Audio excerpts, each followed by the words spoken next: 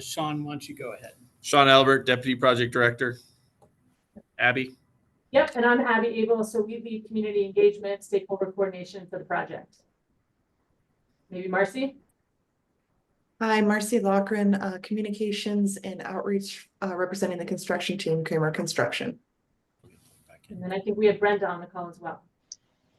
Hi, I'm Brenda Tierney. I work with the small businesses along the corridor. I think that's the team. And I'm Brian McLaren with Dottie, the BRT project manager. Great. Okay, so yeah, I think before we give a high-level overview, I just wanted to do a little bit of framing and kind of talk about what we're hoping to accomplish with this meeting. So mostly I want to be able to give the people on the call a high-level overview and a briefing of what the project is and what it isn't, so that they can get an understanding of what we're trying to do.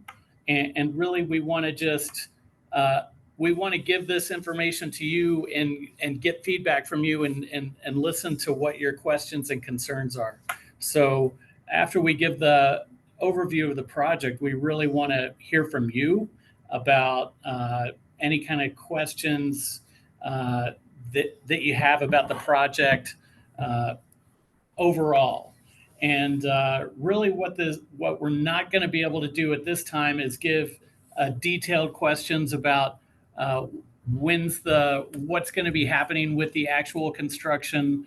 The good news is that we still have a little bit of time, or a good amount of time really, until we expect construction to start. And so we just want to hear about those concerns. And lastly, what I want to iterate is that even though we're going to be doing construction for a few years on Colfax, Colfax will be open for business. It's open for traffic. It's open for events during construction. And I want you to be able to take that away, is that don't just forget about Colfax for the next few years. Colfax is definitely open, and we want you to continue to visit the corridor. And so I think with that said, I'll go ahead and get into overview of the project, which is the first slide that's up right now that talks about the vision for the project, which is to move people more efficiently, safely, and sustainably along East Colfax.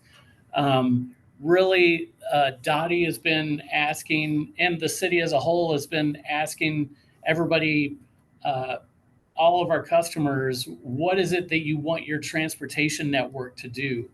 And what we hear over and over is that people want more mobility options, and people want to be able to have those options be more safe, and they want it to be more sustainable. So I think the Colfax Bus Rapid Transit Project really does that better than it really hits on all of those points, and it does that really effectively. And this is a one project that can really advance our transportation network to be more like what everybody wants it to be like in the future. And so this has been a long time coming, this project, more than a decade. We've built a great team that partners with a lot of different folks. So in addition to it being a city project, we've partnered with RTD, the City of Aurora, CDOT, the Federal Transit Administration, our regional planning organization, Dr. Cog, as well as Denver Water and our Denver and Aurora City Council representatives. And we've partnered up with a lot of community organizations such as the Mayfair BID Business Improvement District, the Colfax Avenue Business Improvement District, as well as the Bluebird BID and the FACTS Partnership. And working with all these people to help deliver this project, and they've been great partners. So let's go to the next slide. So why are we doing this? Why is Colfax a great candidate for investment in bus rapid transit? And there's really three reasons. I mean, the first one is the demand. Uh, this is the busiest bus line in the Front Range. Okay, 24,000 riders per day on the RTD 15 line. Also, the people that are using this line are people that don't necessarily have other options. And how do we know that? Well, we've done a lot of surveys of the ridership, and one thing that we did notice is that during the pandemic, the ridership did not dip as much as all the other bus lines in RTD's network. Also, lastly, is the growth. We expect a lot of growth along this corridor to continue. So, I mean, there's a lot of traffic on there now. In the next 25 years, we expect that to continue to grow. And so, yeah, we expect a 21% increase in the number of households in 2040 compared with 2020.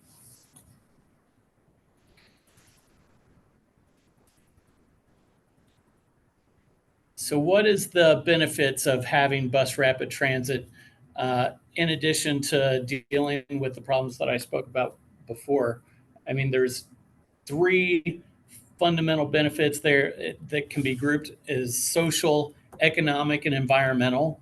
The social is that it provides additional transportation options than doing a single occupancy vehicle. It improves the safety, comfort, and convenience of transportation along the corridor.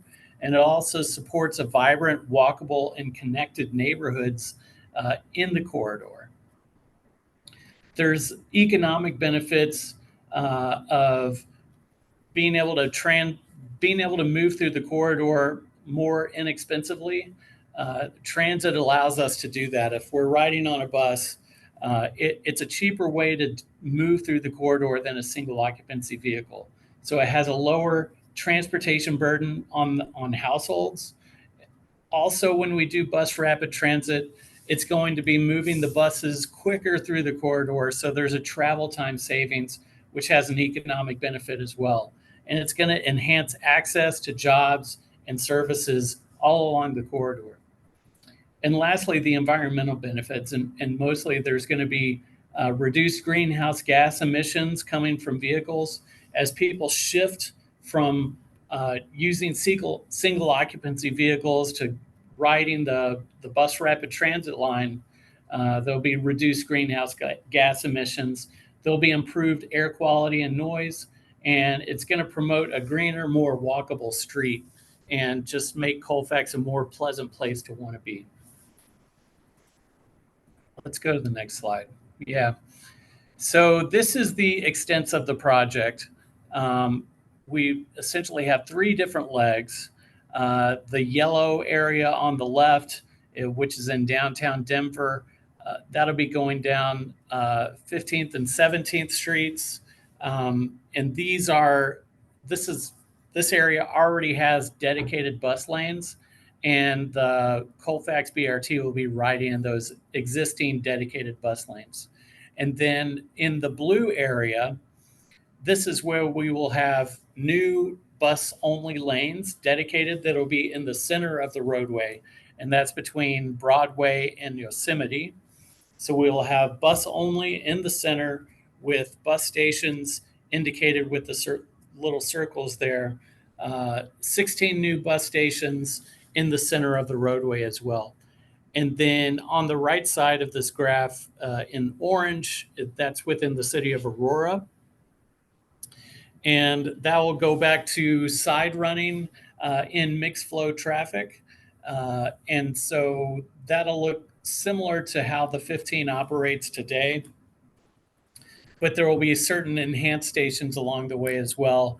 And it'll still have a lot of the benefits that bus rapid transit has that are not there right now, that help the bus move faster than it does today. So what does center running bus rapid transit look like, and how does it work? Here's a graphic here that kind of shows the lane configuration. So if you look over on the right side, you can see that there's 2 red bus only lanes in the center of the roadway. And then on either side of that would be a lane each for traffic moving east and west, and then parking outside of that. Now, as you get closer to a stop, that shifts a little bit to make room for buses to load and unload at the station. And you see each of these stations, it has a pair of stations, right? So the one on the left there, that's for eastbound traffic. And then the one on the right, that's for westbound traffic. And so the bus only stops at one of each of those, depending on which direction it goes. And yeah, so this allows, in addition, there's signalized left turns that happen at the bus stops as well. And this allows us to control how many people are turning left, because currently you can mostly take a left anywhere you want along Colfax, but this also presents a lot of safety problems. Because there's so many pedestrians along Colfax, we have a lot of problems with cars interacting with pedestrians while they're crossing the street. So yeah, going on, we have here that kind of highlights what the key features of bus rapid transit are. And so we have specialized vehicles. This is going to be the RTD articulated bus. So it's kind of like the double length bus that exists currently on some of the 15 line. But this will be the only bus that will be utilized for BRT. Also, it's going to have a dedicated bus only lane, like I explained earlier in the previous slide. And at the bus stations themselves, they're elevated to be at the same level as where the bus loads and unloads, so people do not have to step up or step down to get on or off the bus. This allows people to load onto and off of the bus quicker. It allows for more accessible loading and unloading. It also allows for people with bicycles to load and unload quicker as well. And speaking of which, instead of if you have a bicycle, it wouldn't be loaded on the front of the bus. It would go into the bus with you. Also, in addition to level boarding, we have passenger information displays that show when the next bus will be coming.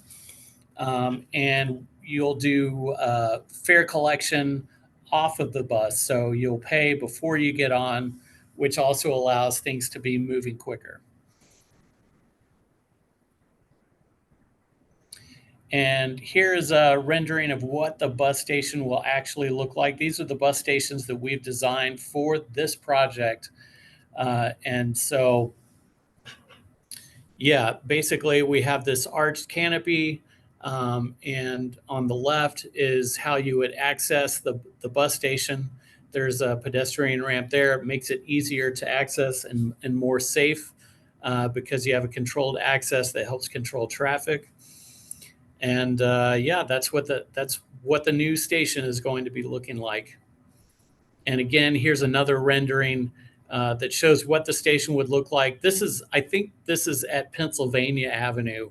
And so this is actually on Colfax here. This is kind of gives you an idea of the size and the scale of what the bus stations are.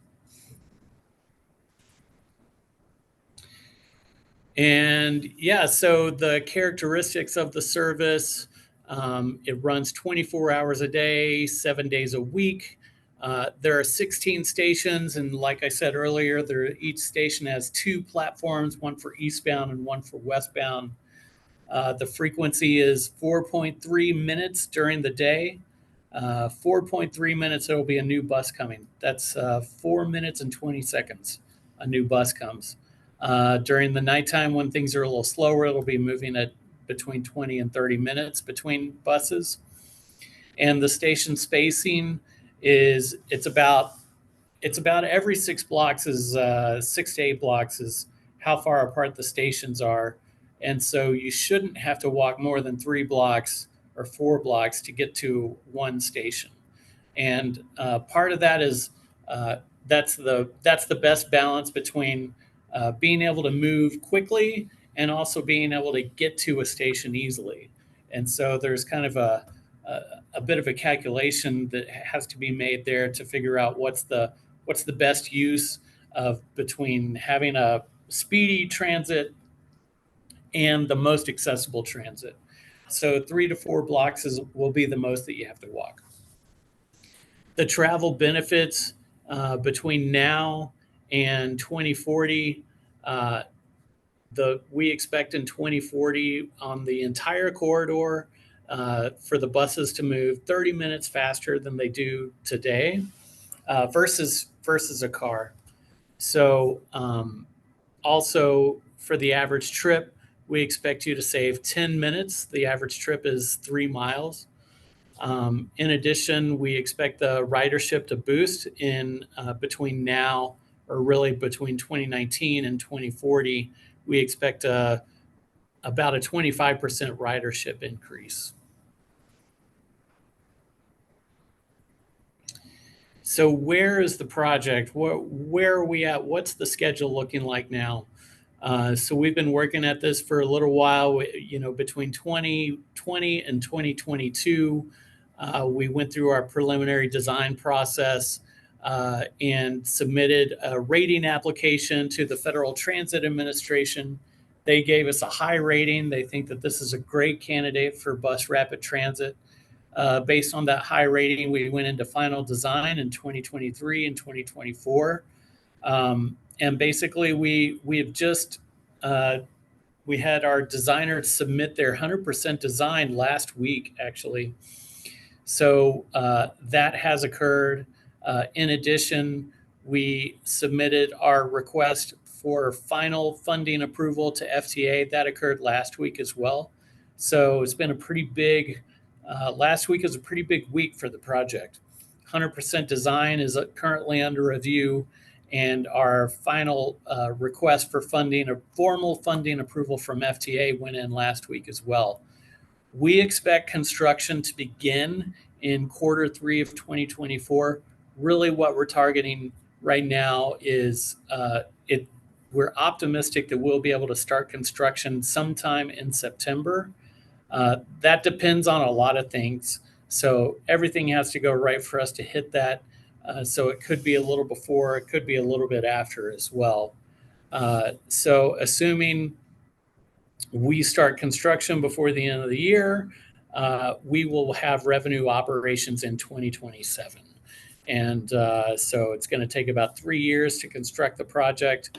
And then towards the end of 2027, we'll be done, and we'll have the bus rapid transit going on Colfax. Great, John. Well, hopefully that takes the team, that helps the team sort of understand the project at a very high level. And I think we're going to move into some of the sort of the construction, the preliminary construction plan, and Marcy Loughran is going to take us through that. Good, thanks, Abby. Thanks, John. So I'm just going to share a few plans about how we anticipate construction activities going. So if you want to go ahead and pop to the next slide. Here we're looking at, you saw John's slide earlier, so I think it was slide 5 that showed a broader piece of it, which showed about the Denver and then the Aurora corridors under construction. And here we've broken it down a little bit further, and we anticipate 5 segments to construction. Here they are 1 through 5, and we're starting west and going east. So starting here on Broadway. You can see, if any of you live around this area too, you can kind of see where these stations are, which are the circles identified by the name. So Fillmore will have a station, Cherry, Elm, etc. And I'll go into this a little bit more detail in the next slide, but you can see each of these segments. So looking at segment 1 and segment 2, for example, they overlap. So we're not just constructing segment 1 and then moving over to segment 2 and segment 3, etc. We have a phasing plan where we're going to kind of move we'll be at different phases in different segments of these construction pieces. So a lot of this, our construction activities and our plan really are based on our subcontractors, and we're looking at efficiencies, existing conditions, material availability, all of these different factors. Even John said there's some other factors There's a lot of factors to the start of construction, but that also, all these factors also weigh in on how the sequence of construction goes. So we're really looking at efficiencies and how we can maneuver and move down the corridor efficiently and speed and kind of keep on moving. Go to the next slide. Sorry, am I getting background? Sounds like there's, yeah, thanks, Sean. Let me. That'll help, yep. Okay, next slide, please, Abby. Great. And so here we're looking at the preliminary construction phasing. We've identified 3 phases to construction. And those sort of coincide with the staggering of the stars. So for example, here looking at phase 1, here what we plan to do is reduce traffic to 1 general purpose lane in each direction. Then we'll shift the eastbound and westbound lanes through traffic to the north. Then we will construct the eastbound station platform. And then while we're doing that, we'll work on those roadway improvements such as curb ramps, extensions, drainage systems, new plantings, and any kind of other pavement reconstruction that needs to happen there. So you look in the yellow pieces there, that's where kind of the construction a zone is, and you can see a little bit where we'll have some barriers, and some will be cones, some will be Jersey barriers. It sort of depends on how we want folks to flow through that traffic. And then when you move over to phase 2, we basically flip-flop and go the eastbound traffic to its alignment, and then we'll construct the westbound stations. Some of the areas along the Colfax corridor are a little bit wider about when we get further, I think, past Colorado. And so there may be some efficiencies where we'll be able to construct 2 stations at the same time. So instead of flopping from one phase to the second phase, maybe phase 1 is both of those stations at the same time. It depends as we move down the corridor. Another piece that we'll do as soon as when we create this new configuration of the 1 lane in each direction, will change the signals. We'll move the signals so that they are over the roadway, which will make it a lot cleaner for people to manage and maneuver down the corridor. So it will seem very natural. The other piece that this does when we are reducing traffic to 1 general purpose in each lane in each direction is it'll create some normal habits, because the final configuration of this project is to have the central running BRT with 1 lane in each direction. And so, it might slow traffic down to a point of not, like speeding and things like that, but allow traffic to move and be a more natural flow as we get down the corridor. And then when you look over into phase 3, and I cannot see phase 3 on my screen, there you go. You see where that's the final configuration. So we've got cars on each side of the road. You've got your BRT in the middle, the dedicated bus lanes. When we get to phase 3, it'll be kind of minimal construction. It's really when we start doing some finishing work on the actual states, the stations themselves. So you'll be looking at, signage, painting, ticket booths, things like that. And then I think if we go to the next slide, is what everyone wants to know is what to expect during construction. So we will maintain access to all businesses and residents throughout construction. Even when we're doing some work on the sidewalks and planters and things like that, where we will have to cut into some of the sidewalk areas, we will make sure that those businesses have, there's access to all those businesses. We will always maintain 1 lane of traffic in each direction. And RTD will maintain the 15 and 15L service with detours and temporary stops as needed. Another piece that we'll be doing along construction in those phases 1 and 2 is we will be creating dedicated bus pull-offs for the existing bus service. So you don't have to worry about a bus stopping in the middle of your 1 lane and not being able to get around. These buses are going to be able to pull off, and then again, traffic will continue to move. Some of these stops, we'll be creating some temporary stops along with RTD, and those will all be messaged through RTD and some of our construction communications. So you will know where the new stop is in each direction. Will not be very far from the existing stop. Some of them are even a half a block moved, but there's just some work that needs to be done in those areas. So it's easier just to create, again, some normalcy and some consistency with the work that we're doing, so people can also maintain their work and get to jobs and activities and things like that. Other pieces are the safety measures. We will It's important that we separate construction activities from the general public, so that's why we will be using jersey barricades, cones, barrels and things like that to separate construction activities. Same with any work on any of the sidewalks, being able to move people safely around any of those construction activities will be important. We'll be using signage, safety signage, construction signage, wayfinding, so that folks know how to get to businesses, how they get to, you know, X street, like, you know, because you won't necessarily be able to see some of the pieces. So we'll make sure we get as much visible signage as possible so that you can wayfind all the way down Colfax. Also, for our construction, we'll have defined delivery and haul routes. So they aren't necessarily going through any residential and side streets.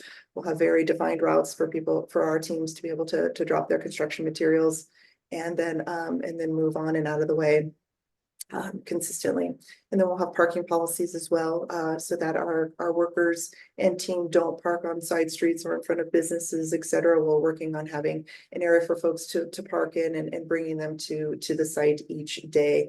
You know, there may be 1 or 2 cars within the construction zone, but those are for, you know, construction supervision, et cetera. But we're not looking to take up any parking spaces on any of the supporting side streets. And then we'll have a designated point of contact, that is me and my team. For questions and information.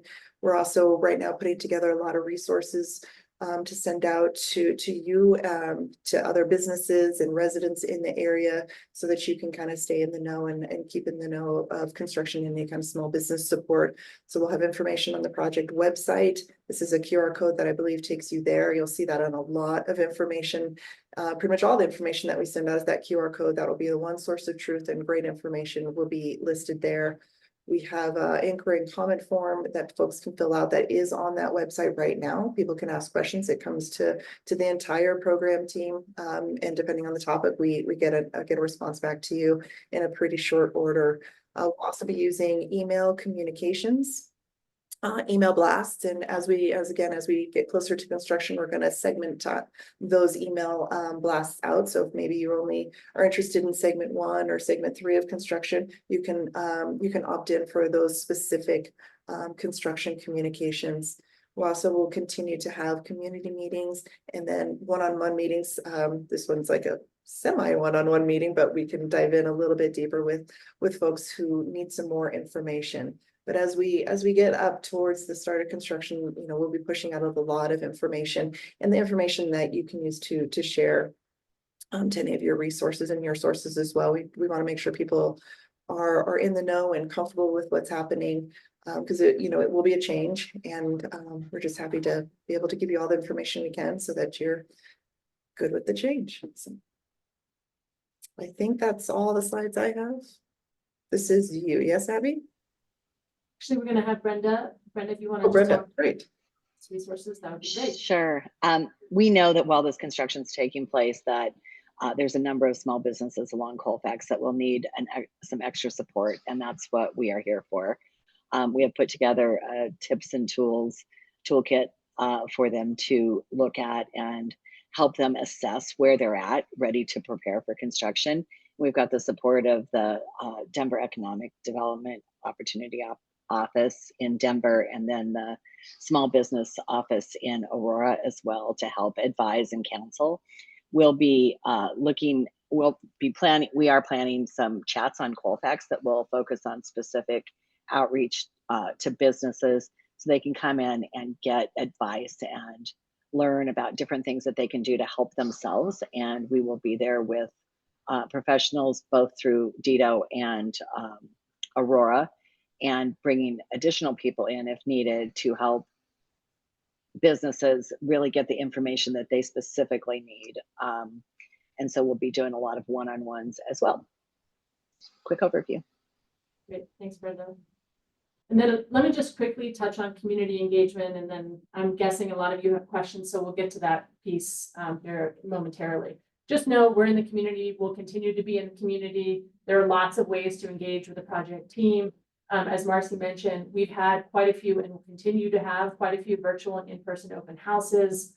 RTD has a plan for communicating and continuing to communicate with customers of theirs. We use both digital and sort of physical notifications And there's opportunity to sign up for those on the website, which I'll talk about momentarily. We've engaged with, and again, continue to engage with key stakeholders. You see quite a few of them here. The business improvement districts being a key partner in the work that we're doing, as well as the hospitals, the emergency services, the community organizations along the corridor. And then, as Brenda just mentioned, really targeted focus on some of the small businesses along East Colfax as we prepare for construction. So lots of work being done in this space. And then in terms of ways to stay engaged, I think this is really important. So specific questions about your events. The recommendation here really is to work through the Office of Special Events. That's your first point of contact. And then we can manage some of the conversations from there. And so let's start with that approach. If you have questions about the overall project, as Marcy mentioned, the best place to go is the website. There you can sign up for community you can sign up for community updates. So we send out fairly frequent updates about the project. You can also submit a question or a comment, which we respond to on a regular basis. So that's really that's sort of your best shot for, as Marcy mentioned, kind of the most up-to-date information about the project. And then if you want to invite us to one of your team events, there's an opportunity to do that on the website as well. So that's kind of the sequencing that we'd like you to channel some of your questions and your comments. This may evolve as we get into construction, but for the time being, this is what we would advise and what we would encourage. And with that, I think that takes us to questions and discussion. And I will just point out that there are a couple of folks who had questions in the chat. So let me just address those really quickly. And then we can, Nate, I guess we'll have you, if you want to open it up to questions or figure out if there's any other questions that the team wants to submit via chat. So the first question. Go to the chat.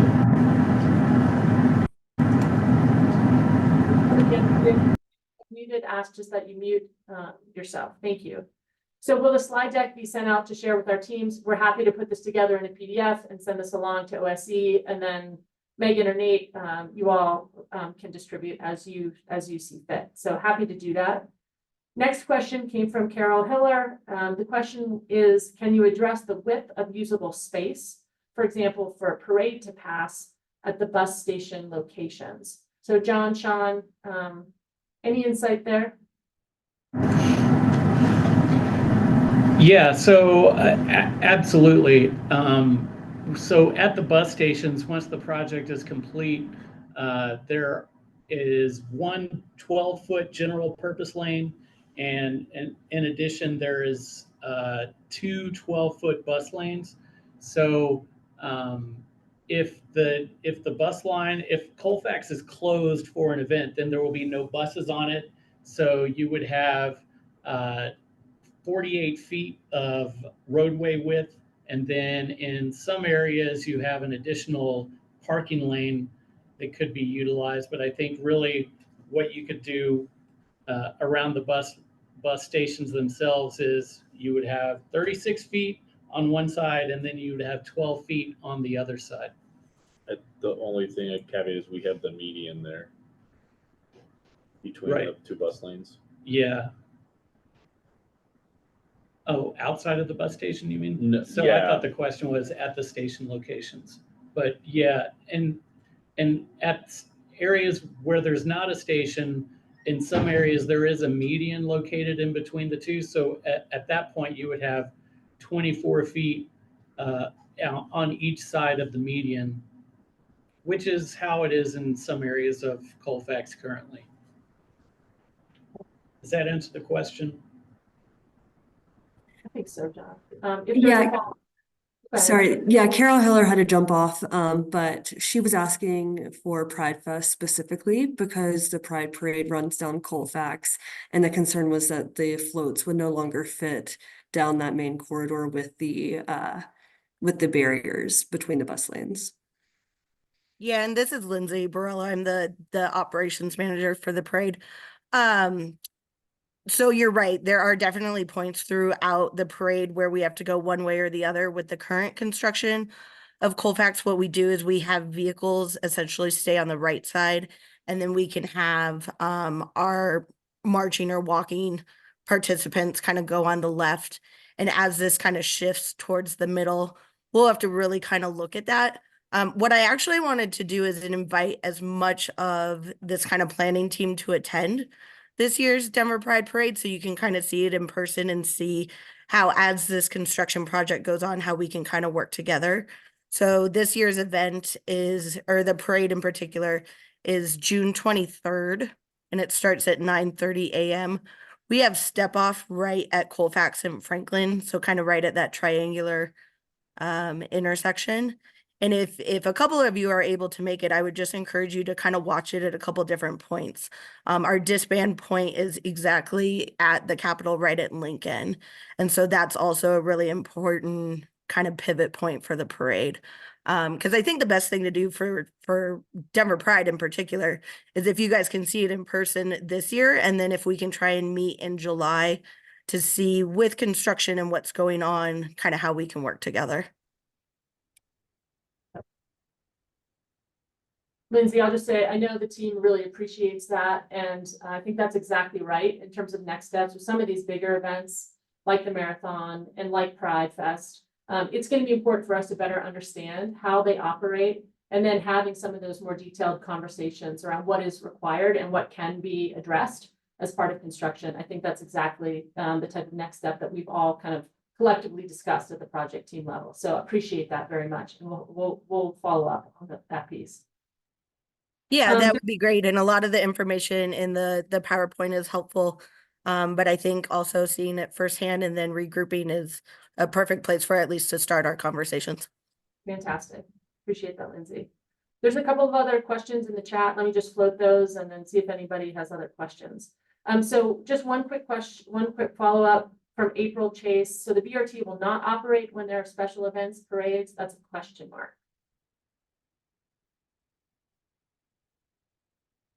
Sean, John, or I don't know if Pauline's on the call. Hey, Abby, is there one that it looked like David Roberts has an earlier one? Do you want to There is, get that Sean. one? I'll get to that. Yep, I'll get to that. So we're answering the one from Jeremy right now? Nope. So just there's just a follow-up question about the BRT and will it operate during special events and parades? Oh, well, I would say if the road is closed, then the BRT will have to take an alternate route. If the road is open, then the BRT will be operating. Sounds good. All right. And then, so I'm gonna go up the list here. So question from Jeremy. Jeremy Schwartz, is there any planned construction in existing bus lanes downtown during the initial phases? So right now there is no construction in those existing bus lanes planned.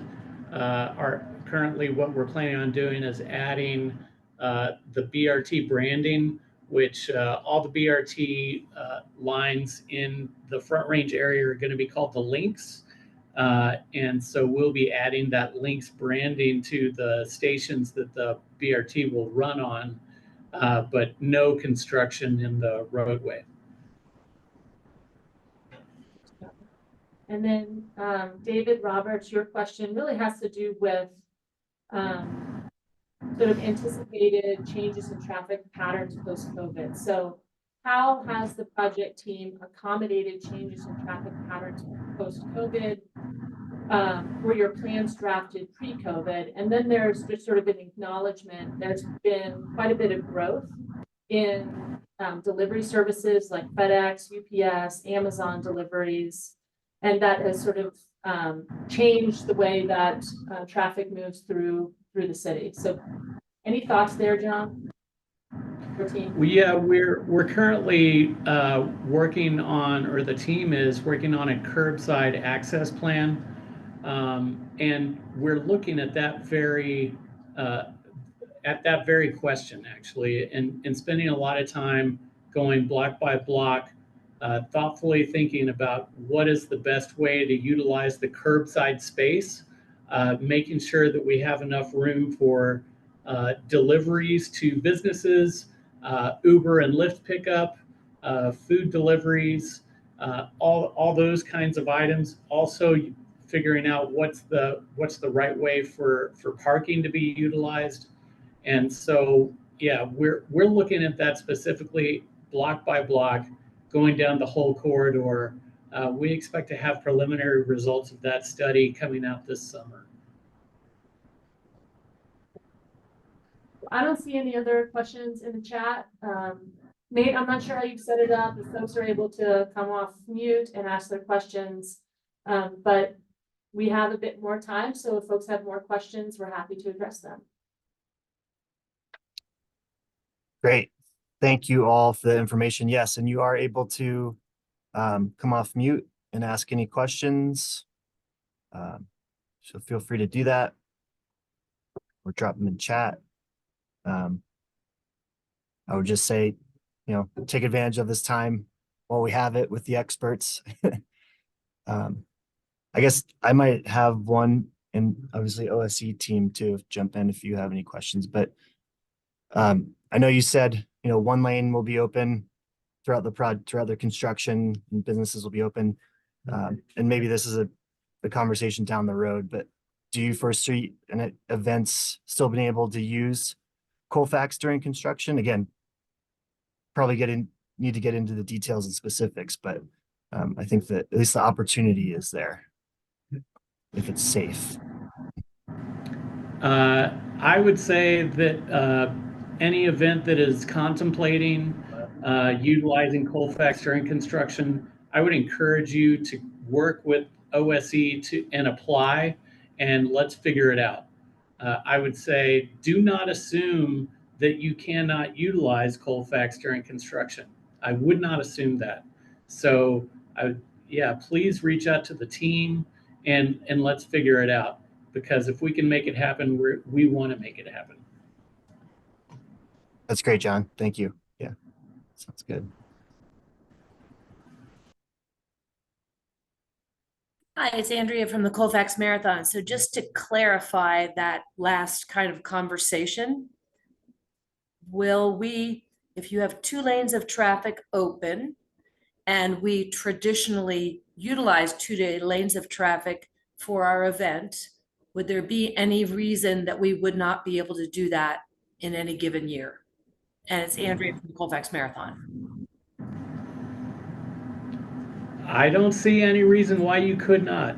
So we want to work with the Colfax Marathon and make sure that that goes off without a hitch. Great. I really, really appreciate it. And in return, I won't make you run the full marathon. We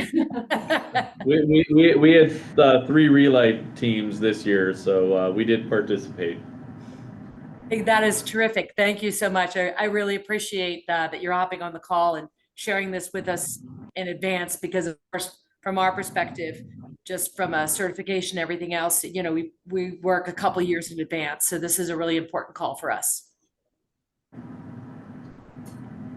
And I would just follow up, I think one of the much like what we talked about before, I think there's an opportunity to meet with you, your team after this call at some point when it makes sense to better understand your operations, some of the specific challenges, and how we can best sort of work together in anticipation of construction. So.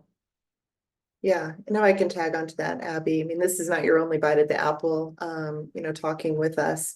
And, as you know, with all these you guys are all on event planning, that pre-planning is key. And so however we can support that, provide information, et cetera, we're on board to help make sure that, you can have your event, you can run successful. It's just probably has to look a little bit different. You're maybe on the left side of the road instead of the middle side of the road. I don't know, but all things that we'll want to talk about. Lindsay, I see your hand up as well.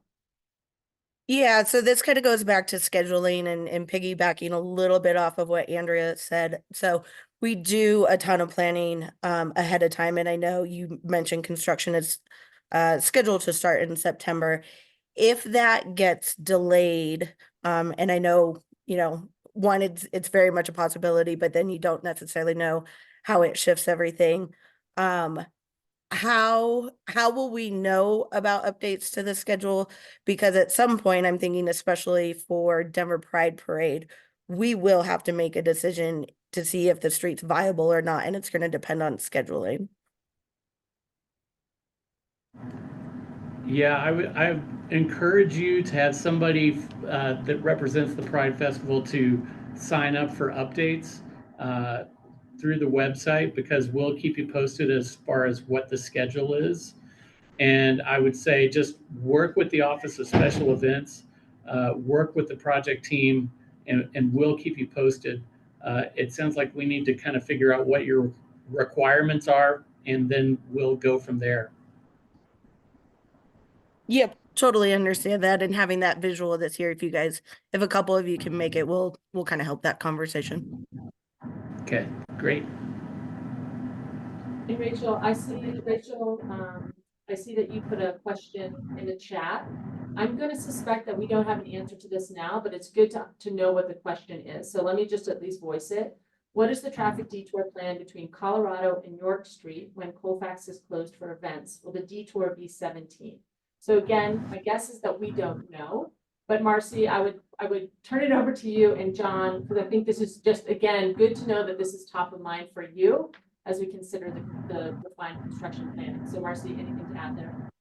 Absolutely, like just knowing about these events, and we're working with OSC as well in capturing historic events, the ones that are happening this summer, et cetera, down Colfax, and we'll just need to stay aligned and stay close and understand how those events are managed and operate, and when closures happen, where do they detour out, so that we can look and bring that into our planning as well. So those are things I think that we're also currently working on, and it will be a continual thing throughout construction, looking at the event, what any subsequent closures do to the project and movement. So.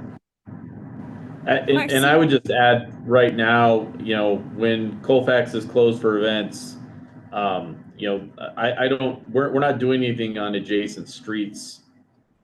So if there's a detour, 17th is being used for a detour, 13th, 14th is being used for a detour right now, that would not change. No, it'd probably be very normal. The other thing, Shauna, that is understanding setup for events. So we'll want to know your load in and preloading, and some of the setup does come in, I think, before a closure comes. So understanding that information as well. Helpful to us. Marcy and team, can I ask a follow-up to that? I feel like currently when events closed streets and buses need to be rerouted, event organizers will reach out to RTD and let them know, just like you said, of the setup time, the tear down time, like the duration of the event, and the RTD will, reroute buses. It's fairly common for that to happen.